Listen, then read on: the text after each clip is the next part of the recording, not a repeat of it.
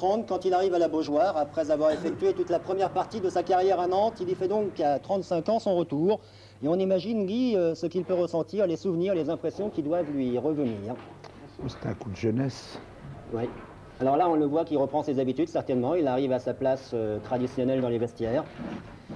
Celle qu'il occupait, j'imagine, du temps où il était joueur. Encore qu'au stade de la Beaujoire n'existait pas, alors ça m'étonnerait, finalement. C'était au stade Marcel Sautin. Oui, donc c'est... Enfin bon, on peut imaginer que c'était à gauche en arrivant. Voilà, même coin. Pascal Pro se moque de vous. Ah, c'est pas gentil. Hein. Ça, c'est pas gentil, mais il va pas l'emporter en parade. Voilà. Alors au Nantes, vous avez le temps d'y penser, Guy, c'est la 17e journée, le 24 novembre. Oui. L'année dernière, c'était la première. Et Chiffo avait marqué 2 buts, non? Non, un peu plus tard. C'est les Nantes. Ça fait un petit peu bizarre de la compétition, et surtout à la Beaujoire. Enfin, j'ai déjà pris mes repères contre Marseille il y a une dizaine ou une quinzaine de jours, mais je ne suis pas excessivement crispé, concentré, c'est tout. C'est un match qu'il faut gagner. Ma production personnelle et mon retour n'est que secondaire. Alors, outre Bossis, un seul autre changement dans l'équipe nantaise, l'arrivée de l'ancien parisien Fernier. Marot dans les buts garde sa place, pour le moment en tout cas, cela aux dépens de l'ancien gardien de Caen, Montagnier.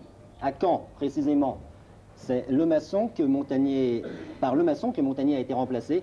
À noter les arrivées de l'ancien défenseur du RP1 Dangbeto et de 2 ex-bordelais, Olsen et Denbourg.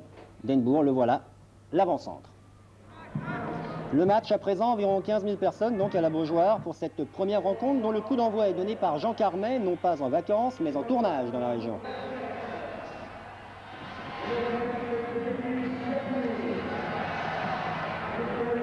Voilà, alors peu d'accès en première période, on va voir la plus belle pour Nantes, elle va se terminer par un tir de Youm.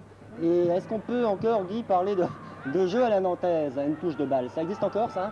Oui, l'année dernière, il est arrivé que Nantes, bien groupé autour du ballon, procède comme il le faisait jadis. Et je pense qu'il y a toujours une tradition dans ce club et qu'on va retrouver ça dans les périodes de forme de cette équipe.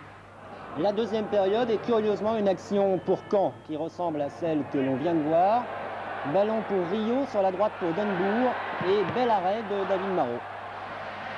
Toujours 0-0, une action de Divers à présent, le poignet dans un bandage. Il aurait pu permettre à Denbourg de marquer, mais le ballon est sorti. Et puis là, votre avis, Guy, parce que Divers devant De Sailly demande un pénalty. Qu'en pensez-vous? C'est exactement la même place que tout à l'heure. Je pense qu'il faut faire confiance à l'arbitre sur ces actions-là, qui est mieux placé que la caméra. On a vu un premier essai, on est dans les 5 dernières minutes du match par Bossis, en voilà un deuxième. Il aurait pu donner la victoire à Nantes, en fait. Nantes et Caen font match nul 0-0. On a eu la peine d'aller au bout de nos actions, comme on a fait lors des matchs amicaux, notamment contre Marseille et la Beaujoire. Mais il ne faut pas se décourager, il ne faut pas que le public se décourage. Il y a encore beaucoup de matchs à faire et on va sûrement s'améliorer.